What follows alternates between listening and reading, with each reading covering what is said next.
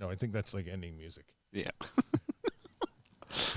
All right. On that note, what's cooking, buddy? Well, good to be here. Glad that we're, we've been talking about doing this for a while. So welcome to the inaugural episode of this wonderful podcast. That's right. Welcome to Ace. Hey, Ace, how are you? I'm doing exceptionally well. How about you? We're pretty good. So we're gonna do this in a COVID world. So what's been keeping you busy? Wow. I mean, COVID in general. I work in the music industry, and so as everybody knows, it has basically shut my entire industry down.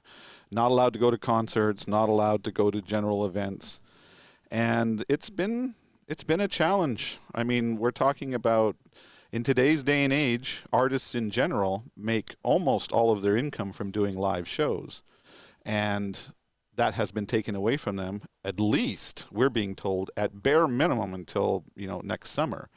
So that's a major challenge. One of the things that most people don't really grasp, because they think that if you're famous, you're rich. But the bottom line is that most musicians these days, even in bands that you know and love, have to work for a living. They have to get out there and they have to tour and they have to make, pay the bills and stuff. So this has been very hard on everybody. I'm sure. So how are they keeping themselves busy? Well, we have been exploring some alternate revenue streams. Some of my artists have been embracing the online concert model. Some have turned to services like Cameo or such things, which allow the fans to interact in various levels with the artist. But for the most part, most of them are using the downtime to utilize their songwriting tools, and in some cases, some of my artists have their albums written for the next 3 or 4 years. So. I'm sure. Are they keeping up good morale? Are they keeping their heads? For the most part, I mean, it's difficult for everybody because, especially when we were literally looking at having our biggest year in the history of the 17-year history of our company. And within a very short span of a couple of weeks, we went from the biggest year to literally the worst year on our books. So it's quite demoralizing for everybody. But overall, we've been embracing it and doing what we can, and we'll muddle on through. The day will be coming, but we'll join each other in concerts again. So. That's right. Now I'm hearing some stories that there's some drive-in things going on. Now, how have you guys evaluated drive-ins and other forms of socially distanced get-togethers? Well, yes, we definitely have had a good look at that. And drive-ins, to me, it's a totally unworkable model for so many reasons. I mean, first of all, anytime that you do a concert, it's all about the economics of scale. The reason that a band can afford to play and put on a show on the level that they do is because X number of people attend and X number of people pay, a certain amount of ticket. But when you're starting to talk about these drive-ins, well, there physically isn't all that much room. So like some of the ones that I looked at that were originally done, they were allowing 200 or 300 cars. So let's say that you have 4 people a car and they each had to buy a ticket. That's still only less than 800 people. So what are you going to charge them $1,000 a ticket to go to this show? But the other part of that is in some drive-in scenarios, they've asked the people to stay in their cars to keep the social distancing. But you can't run your engines because that, of course, will interrupt with the noise and causes all the pollution and everything. So you get the alternative of sitting in your car with, the rest of your friends or family and swelter in the heat of no air conditioning in your car because you can't run the engine, and you're hearing the music over the Bluetooth on your speaker. So I just don't think that's going to be a solution. And as far as social distancing at shows, which is the other thing that they've been trying, every single time they've tried it, it's been an utter failure. I mean, in the last few weeks, probably the most high-profile one was in the Hamptons. A very popular band called the Chainsmokers did a benefit concert, and it was advertised as, there'll be masks and there'll be social distancing. But the instant the fans came through the door, mask gone, social distancing gone, everybody crushed up at the front, shoulder to shoulder. It's just not going to work. Yeah. So when once we get to 2021, you know, it would almost seem as though you've got this backlog, this bottleneck of bands that are dying to get out there. And having had no tours, it's really that everyone's been on a break at the same exact time. I mean, how do you see 2021 playing out? Well, you know, the thing that most people don't realize is that we actually need to be planning tours about 2 years out. So when you go to a concert tonight, the odds are that that show was booked 2 years ago, or at least a year ago. So what you're looking at is when COVID hit and all of the bands who were planning to play shows or had booked shows in 2020 suddenly were scrambling to reschedule for 2021. But of course, there already had been a ton of bands who were already planning to tour in 2021. So when we were starting to look to reschedule some of our bands, you know, they have this thing they call holds, where if you're going to if you want your band to play in a venue on a certain day, you go to the promoter goes to the venue and says, we want XYZ band in your venue on this day. Now, he may already have had some other bands who came in and said, we want our band in there. And we're planning our tour, so they put what is called a hold on the venue. And then if there's a challenge to the hold, like if I come in and say, well, I definitely want to book it on that day, he'll go back to the other band and say, look, there's been a challenge to your hold. Either you commit and take the date, or I'm going to give it to them. Very common practice in the business. When we started to rebook the 2020 shows into the first half of 2021, the holds were 16, 17, 18 bands deep. Oh, wow. So we took the proactive step of realizing that the first half of 2021 was not going to be something we could really embrace. And even if we did, let's say that we did book early in 2021, and when we get there in 6 months, the health officials and everybody says, well, no, you can't do shows yet. 2021 is booked entirely, which means we'll be now having to move those bands to 2022 to try and tour. And you can see that the rolling effects of COVID are just, they're going to be here for a while yet. Yeah. I mean, we're seeing that on our sound stages right now here on the lot, where we are looking at some temporary vacancies, but we know that there are big productions coming in, and they're looking not just for one single production rentals. They're looking for 2, 3, 5, 10-year deals to try to pick up the lost production time. Wow. And it's from a soundstage perspective, it's pretty amazing, but from an availability perspective, it's going to be devastating to some of the productions that aren't able to come in and make that type of a long-term deal. Well, that brings up an interesting question that's been rattling around in my brain. Now, you are much more familiar with the movie and film and television industry. I mean, we're currently recording this at your studio here on this lot where many popular films and TV shows are made. And COVID is obviously going to change not just my industry, but the TV and movie industry tremendously. So I've been sitting here thinking, you know, and during the lockdown, you watch certain programs. Like I'm a big fan of the competition food shows that are on the Food Network and stuff.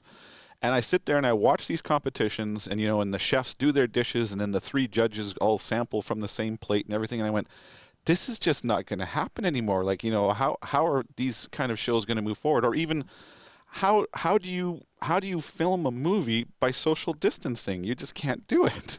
Right. So, it's really a challenge. I mean, when we start productions and you know that there's a monitor and everyone really should look at the monitor and point and say, this, I'm not sure I like this, or what about this, or what about that? You know, that interaction is very complicated in a socially distanced world. It goes so far as to say it's largely impossible.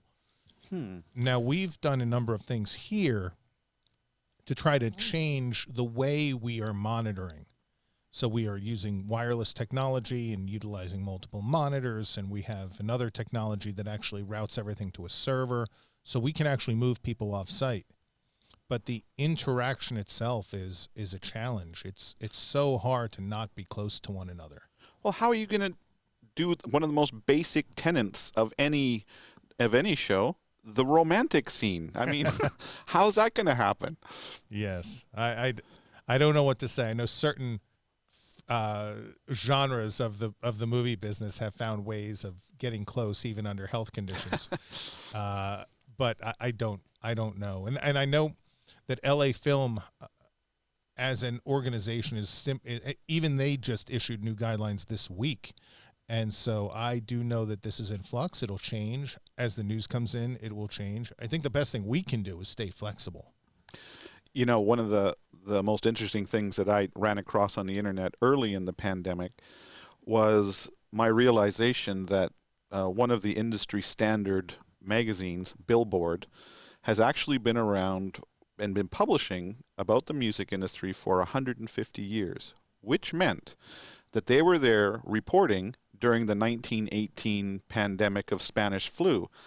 And some reporter had taken the time to find old scans of all the reports they were publishing about COVID, about that particular version of COVID they were dealing with then and how it affected the world. And the scary part is that reading the stories there is like reading the papers today. It's everything that they went through, we're going through now. It's like in 100 years, we have basically not advanced our defense against viruses whatsoever. The only thing we do have that's better is our medical care is better, so people tend to survive it more if they get it. So, well, you know, I mean, you can't change human nature. I mean, it's part of who we are. And I guess the way we think is not all that different from the way we thought back then. It's just wired into our psyche or something.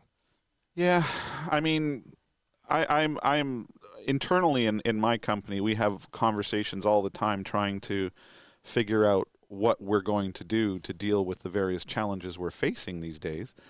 And the bottom line is so many of those discussions end in, I don't know. You know, I don't know what's going to happen. I don't know where this is going. Like you just said, it's evolving daily. It's evolving daily. Right. Now, I do think that, well, at least I've heard that bands and teams, labels are getting more creative in terms of merchandising and the way they're working with customers, with their listeners, their fans. I mean, are you guys thinking about different approaches in terms of the types of things you can offer to fans in order so that you guys can stay in business? Absolutely. I mean, there's an interesting thing that I've learned over the last few years, and it was that several of the bands that I manage are what are referred to as classic rock or vintage bands, where, you know, they definitely put new albums out, but certainly their new albums are not going to make an impact on the world the way that the stuff that made them famous in the first place did. That being said, the labels that still have all that old catalog material, they have shown me over the last few years that they have found this niche where every band on that level seems to have a body that they refer to as the hardcore fans. The ones who, you know, the guys who publish lists on the internet where they have every single country's pressing of every single LP from the band, or, you know, they have the limited edition singles or whatever. And they cater to those people to a certain degree. They create these elaborate packages that have all kinds of stuff that would make a hardcore fan just tingle with anticipation. And they charge a massive premium for these box sets. But what happens is they've discovered that this hardcore body doesn't really matter what they charge, they'll buy it. And so that's become kind of a niche market in and of itself. So that is one avenue where utilizing back catalog can increase revenue. But as far as new material goes, yes, there's one sort of thing that we've had tremendous success with over the last few years. And it started off, and it's basically crowdfunding. Whenever we release an album now, we create a bunch of really cool ancillary items to go along with it that are part of a campaign to push to the hardcore fans of that band. So we'll, for example, like we're planning right now for one of my artists, Ricky Warwick, to come out with his new solo album early next year. But when we announce the album in October, we will launch a new web store along with it that will offer things like fans can pre-order the album and they can get it autographed by Ricky, or we're going to have we'll auction off the handwritten lyric sheets that he had when he was writing the songs, or he has a couple of his old guitars that he used in recording of the album, which will be sold at an extreme premium, but allows artists, especially in these times where they're not making any revenue from live, to find an alternate revenue stream and pay the bills. So. Yeah, I can imagine that there's going to be some creativity going on. Now, you and I talked probably a year or so ago about some of the creative merchandising going on with bands. Maybe not in this particular environment, but one of the things you highlighted was what Gene Simmons was doing. Oh my. Gene Simmons, the master of marketing, you know. Yeah, I mean, that's talking about trying to raise the value, the monetary value per audience member. I mean, what are the kinds of things that Gene was doing? Well, first of all, I mean, anybody who's followed Kiss for any amount of time knows that there is no product that Kiss won't put their name on. I mean,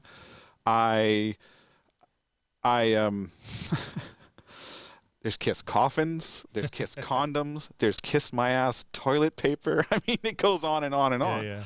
But Gene did something very interesting a couple of years back.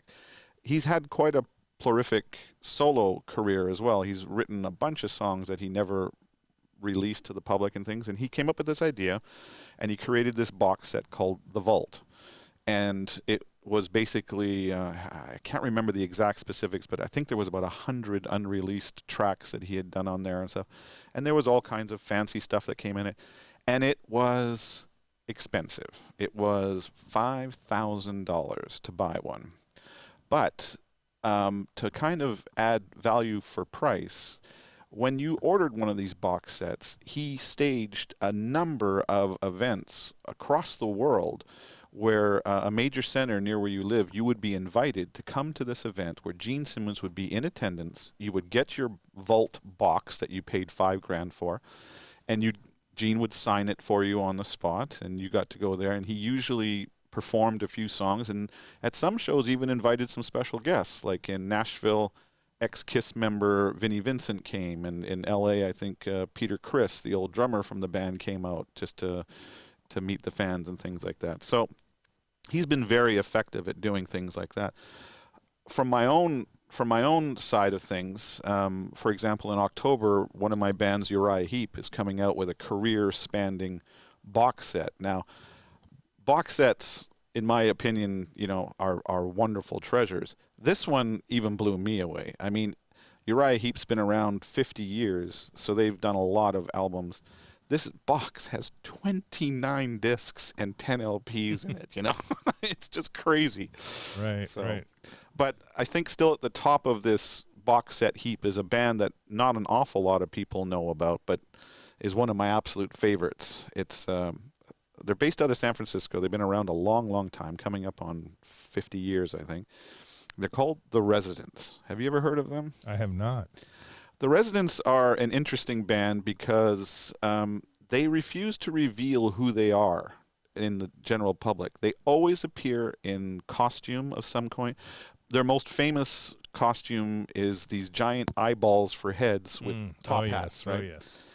And they had some managers who called themselves the Cryptic Corporation who would do all their interviews for them. They wouldn't even give interviews and things like that. About I don't remember how long ago it was, 10 or 15 years ago, the Residents came out with the ultimate box set. Now, this thing came housed in a double-door refrigerator. And inside was literally one of everything the Residents had ever released, including toys and everything, and an actual reproduction from Industrial Light and Magic, who made the original masks for them. They had a reproduction of the eyeball mask for your very own. And the Cryptic Corporation guys would come to your home and deliver your box set when you bought it. And there was only 10 of them. $100,000 each. Oh, my. And they sold out within 12 hours. That's wild. That's wild. In the retail space, and my wife is involved with the retail space. And one of the things that we are always talking about is the idea that malls are going bankrupt, that traditional forms of merchandising is going away. And I don't know if what that means in terms of the malls being able to sell your merchandise, but it means that I guess there needs to be these other avenues to be able to get that merchandise in the hands of people, places where those fans are actually going and paying attention and engaging. You're right. In fact, it's the model has changed even more than that. I mean, your average record store is in severe jeopardy. I mean, the industry itself created something about 10 years ago or so to try and help those retailers called Record Store Day, which everybody knows about, I think, at this stage. And Record Store Day is great. It helps the retailers out a lot and everything. But the bottom line is, I know from the marketing meetings I get into now when we're going to put a new record out and things like that, that the bodies that we're principally concerned about making happy, Amazon, at the top of the list, Amazon. We often do things like where we will add, because Amazon buys so much product, we'll do things like if we're putting out a box set, the copies that Amazon buys will all come with, like, I don't know, maybe an autographed art card or something like that, so that they have an incentive to buy X number of units. But the biggest battle we're of course battling, which is one that would be worthy of a show all by itself, is the streaming market. Streaming has been a challenge in with the bands that I work with primarily, simply because it seems that the lovers of classic rock, and especially those of hard rock and heavy metal and things like that, are the last holdouts for physical product. They still are one of the few demographics that sells more physical product than digital product. But that's starting to change, especially during the pandemic. The one thing I've seen during the pandemic, which was a very nice surprise, was several of my classic rock bands have had massive increases in the amount of streams that people have been listening to on Spotify. Sometimes as much as 40% in a month. That's a staggering increase. So that's, as far as physical, everything's direct to the customer now. Whether it's sold through the band's website or through a third-party site, or even the labels have gotten on that bandwagon and they do direct-to-consumer stores all the time where they're selling the product directly to the customer as well. So, unfortunate reality that the brick and mortar is probably soon to be a thing of the past. So, that's right. And we talk about creating a fun, entertaining, engaging experience wherever the shopper comes in. And the great thing about concerts was that was a fun and entertaining location. So it was able to tap into that desire. They're there to spend money already. So why not continue to spend a little bit more? It's funny you say that, because that exact sentiment is what's being echoed by several of the online merchants. Like there is one service that we use that basically does that. He says, let's make a one-stop shop for your customers, so that if they're going to buy a concert ticket, they go to this, your store. If they're going to buy a T-shirt, they go to your store. If they're going to buy, a video birthday greeting from one of the band members, they go to your store. They're trying to create a one-stop shop that basically allows you to access all of those platforms out there and make it easy on the customer and make the experience better for them. Well, it almost sounds like an Amazon, but more as a portal. Do I have that right? Yes, and it's been an experiment I've done with a couple of my bands, and so far it's pretty successful, because if you're a big enough fan of a band that you're going to go out and buy a ticket to a concert, for example, and you go through the band's website, and then they, after you put the ticket in, it says, oh, did you know that, a lot of the people who just bought a ticket there, they also buy a meet and greet pass to that thing, and it's an extra this amount, or they buy this T-shirt with the concert dates on it. Do you want to add that to your bucket as well?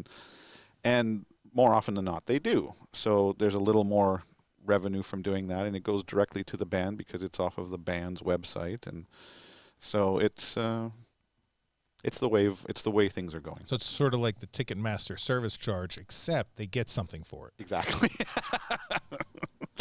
Yeah. And you mentioned Ticketmaster. I also have one little thing to say about Ticketmaster. I think they get a bad rap. I really do. Because, everybody keeps getting angry at Ticketmaster about, their service fees and all this kind of stuff. what most people don't understand is that all of that is at the direction of the artist. The art, like, if I went to Ticketmaster today and I said, okay, you're gonna put my band's tickets on sale tomorrow, and I don't want any extraneous fees. I want you to have an all-in price on the ticket. They'll go, okay. But most artists, they want to go in and say, oh, we're selling our tickets for $80 or whatever.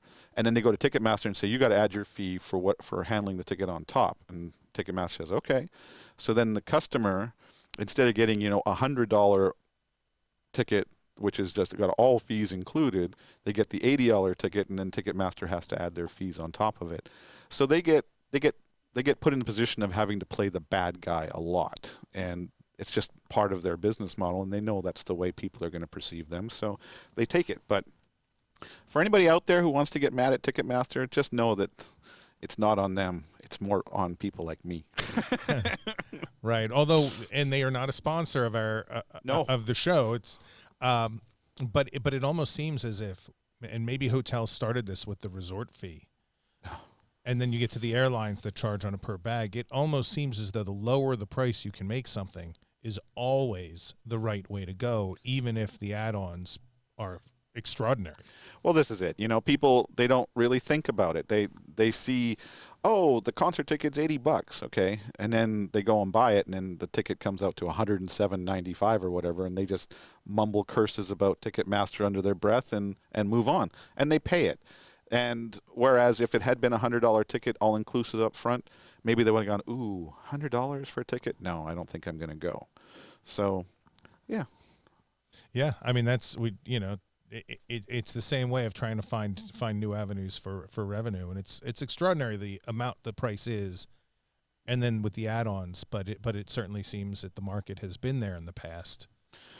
Well, the thing that I like a lot about the way the music industry has gone now is the things that artists now do to enhance the experience for the fan. And I'll give you an example. I'm good friends with some of the people in the Aerosmith camp, and before late last year, I got invited to Las Vegas to go see their residency show that they were holding at one of the hotels, and so I got to see all the bells and whistles that people could get, and there were some really interesting things that they were doing. Like, for example, before the show, if you bought one of their meet and greet packages, you would be taken into the bowels of the arena, down into where the dressing rooms are and all that kind of thing.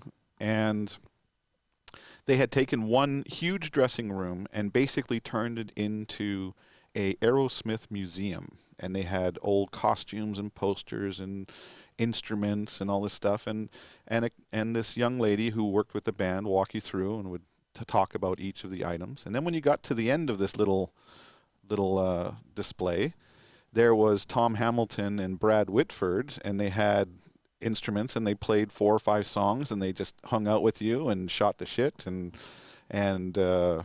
autographed things and stuff. It was great.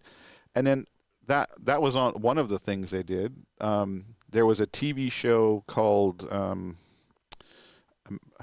Antique something about these guys who go and search in The Road Show.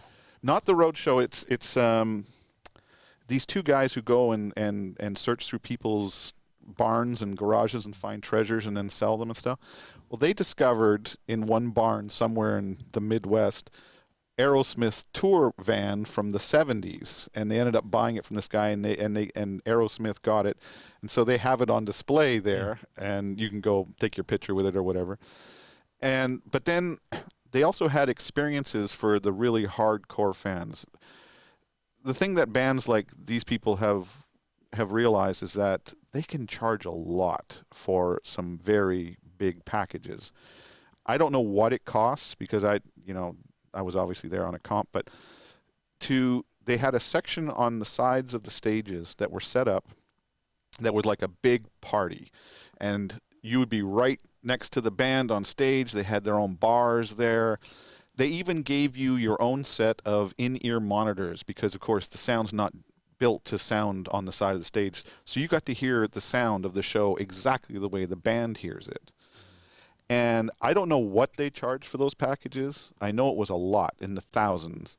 And I mean, those people were just happy as ever. I mean, so you had one customer who spending literally thousands of dollars to go see this one show, and they're doing it every night. So those kind of revenue streams are blossoming, and all bands do them now, whether it be meet and greets or you know, all kinds of experiences. One of the things that we did with a lot of our bands, we've had great success with, is people could pay the right to attend a sound check and actually get up there and play with the band.